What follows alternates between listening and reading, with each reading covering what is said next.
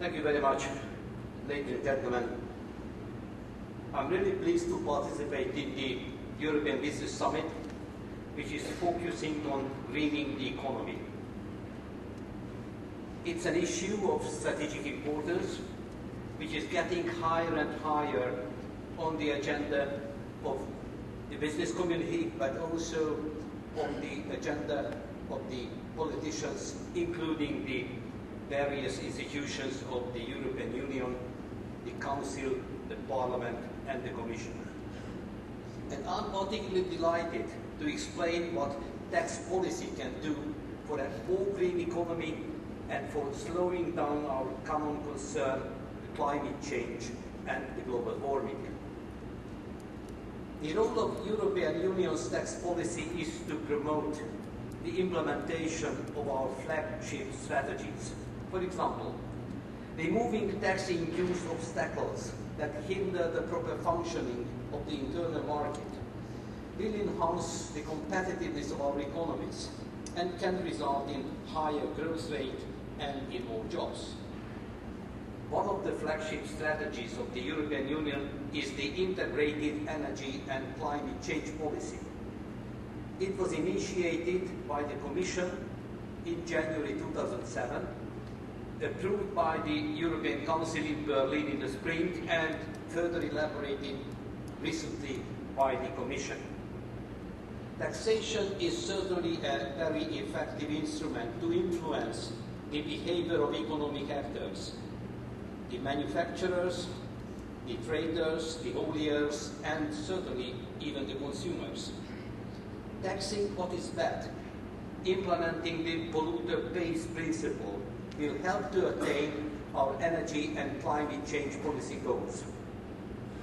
Measures of green taxation, like the Commission's proposal to increase the minimum rate of excise duty on commercial diesel, which is now on the table, would reduce differences in the duty and in the price of the diesel, commercial diesel, consequently would discourage fuel tourism, which now, in our days, result in millions of extra kilometers and extra greenhouse gas emissions, which is responsible for the global warming.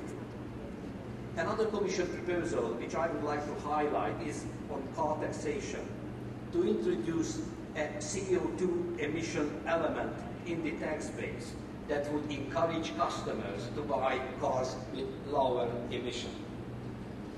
The emission trading system is certainly an efficient measure to implement the polluter pays principle, but it doesn't cover more than 50% of the greenhouse gas emissions. Therefore, taxation and other market-based instruments can complement the emission trading system.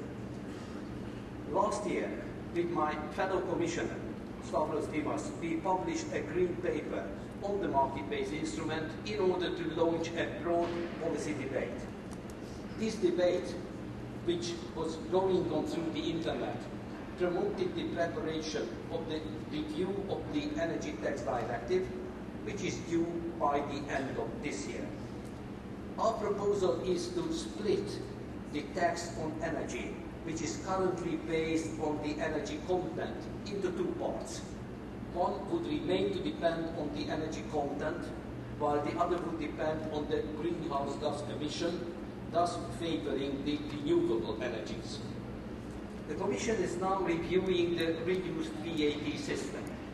There are some proposals, French-British proposal, for instance, on the table, to include energy saving, or we can call it environment-friendly household appliances, in the list of Annex 3 to the 6th VAT Directive. So member states could levy reduced VAT rates on them. Some experts suggest that it would be technically complicated and would result in high compliance costs for business, and suggest some other options. But in principle, I agree that energy-saving goods should be promoted in one way or another. To conclude, I want to share with you the general approach of the Commission as far as the structure of taxation in the member states is concerned.